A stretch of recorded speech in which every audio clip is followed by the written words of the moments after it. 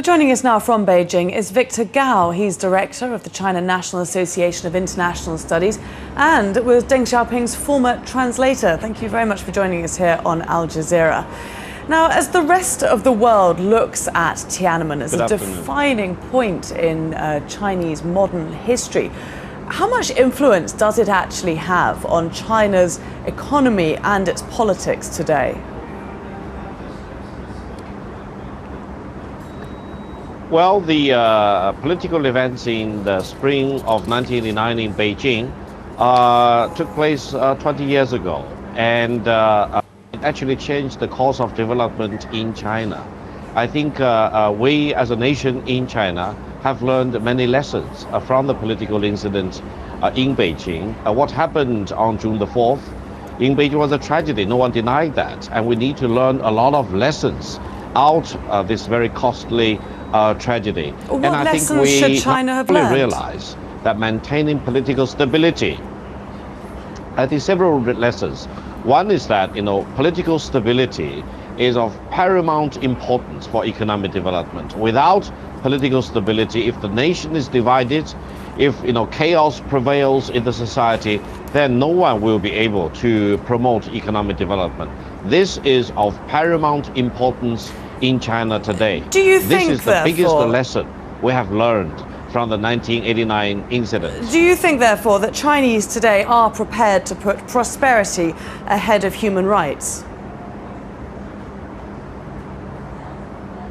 Well, we as a nation, we need democracy and human rights.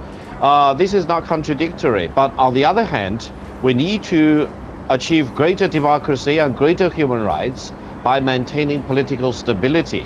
Because otherwise, if we have chaos, we will neither have democracy or human rights, nor we will have economic development. This will be greater cost for China. Therefore, we need to achieve greater democracy and human rights through peaceful development and political stability in China. Why is the government so reluctant to this day to acknowledge Tiananmen? Well, from the government's perspective, they believe everything should have done. They have insisted that they have no other choice. They have to clean the streets, they have to clean the square of the demonstrators, because order need to be re-established after months of disorderly kind of a situation in Beijing.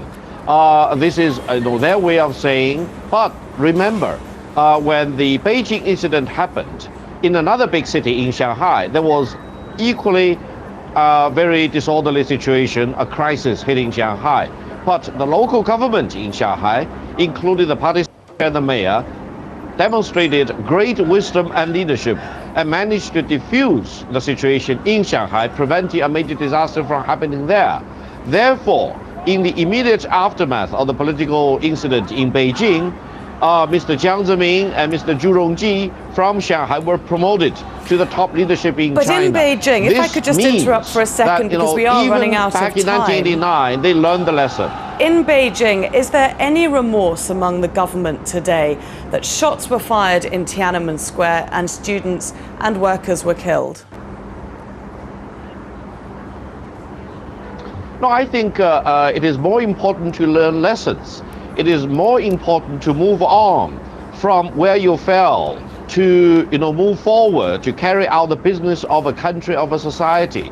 This will make China a better nation, because we cannot be burdened down by what happened in the past. We need to have the courage of facing forward and looking to the future to build China into a better, stronger and more democratic nation going forward. This is what we need to do. Victor Gao, thank you very much for joining us from Beijing.